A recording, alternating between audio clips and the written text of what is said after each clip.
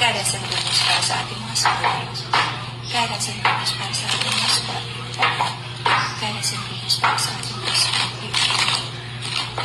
Guidance and goodness para sa ating mga spirits. You feel tied and emotionally entangled sa isang tao, situation sa buhay mo. Maraming lumabas na sikreto, realization na hindi mo nagustuhan. Parang this is like a back-breaking energy for you, mabigat, nakaka-drain, nakaka-stress.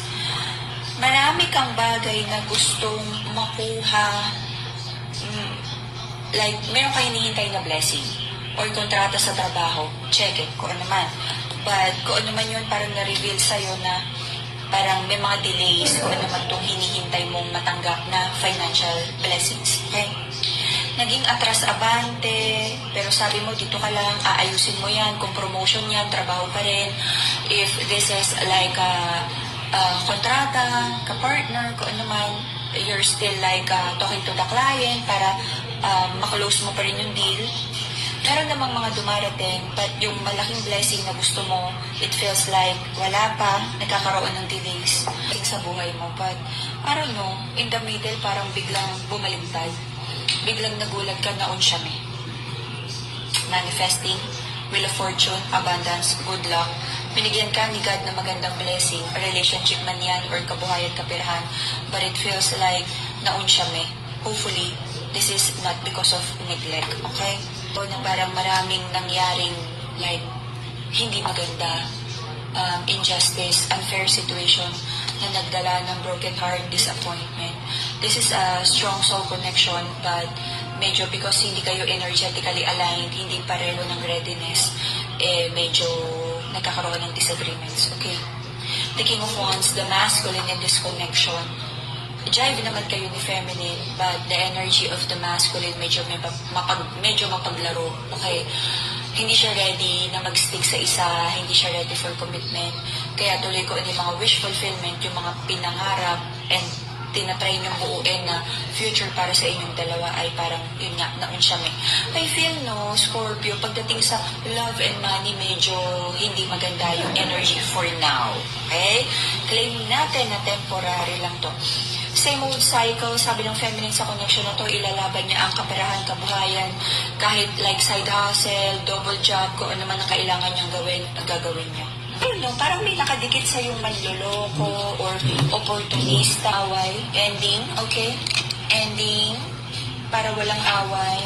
And right now, sabi mo, you're moving forward, pinipili mo katahimikan, kapayapaan, abundance.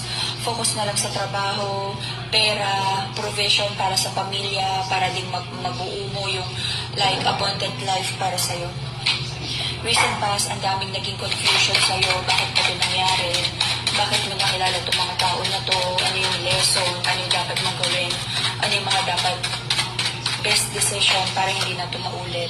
Nagkaroon din sa'yo ng confusion, yung mga nalaman mong sikreto, mga revelation. Okay, may mga na-unearth na skeleton sa closet. Alright? So, pinagpipray mo kay God, Lord, alam mo na, alam mo na may mga connection dito na sobrang importante sa'yo. Sobrang binigyan mo ng investment, time, love, pagmamahal, pera, resources, kung ano man. Anything valuable, hindi naman yan laging pera, yung pagmamahal, pagtitiwala, yung years that you spend with this person, that it feels like sabi mo, sige Lord, you're willing to let this go. But kung bibigyan ka ng sign ni God na parang deserve pa ng another chance, wala namang problema. But for most of you, I feel you're letting go a toxic connection already. Okay? Hindi mo rin mabasa itong tao na to, parang napakaraming ng sikreto, no? Especially sa side ng feminine, napakaraming sikreto ng person mo na sabi mo, you cannot build a relationship with someone na parang hindi mo mabasa at napakaraming sikreto at hindi mo alam kung may plano ba talaga sa'yo o wala. Okay? Right now, there's an energy of like a masculine who's trying to reconnect, reconcile, at nagdadala to ng confusion sa feminine na parang, ano ba, balik ka ng balik, pero wala ka namang ginagawang like totoong effort to make this connection work out. May nakikita akong sobrang pagod at stress na energy para sa feminine. Okay?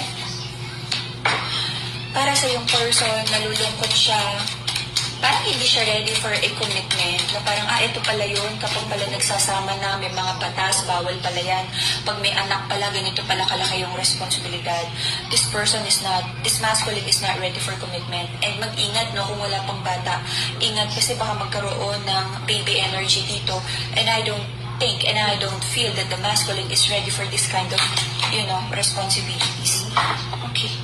You might be dealing with a Pisces, Virgo, Leo. Okay.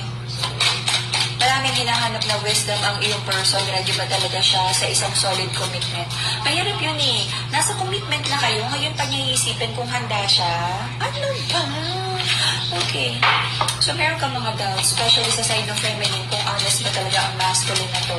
Because I feel napakarami niyang record ng kasinungalingan. No? And I feel baka may ma-reveal na naman. Etong lalaki na to, mahilig mangako, no? And parang ang dating parang nagbabago ng 3 araw tapos may expiry. Susunod, kapag natiwala na ulit sa feminine, unti-unti bumabalik dun sa hindi magandang ugali or habit or toxic patterns, okay? Toxic yun. Nakaka-stress yun. Nakaka-drain. Okay. So, until around June, maaari kang may mabalitaan na hindi mo na naman magugustuhan.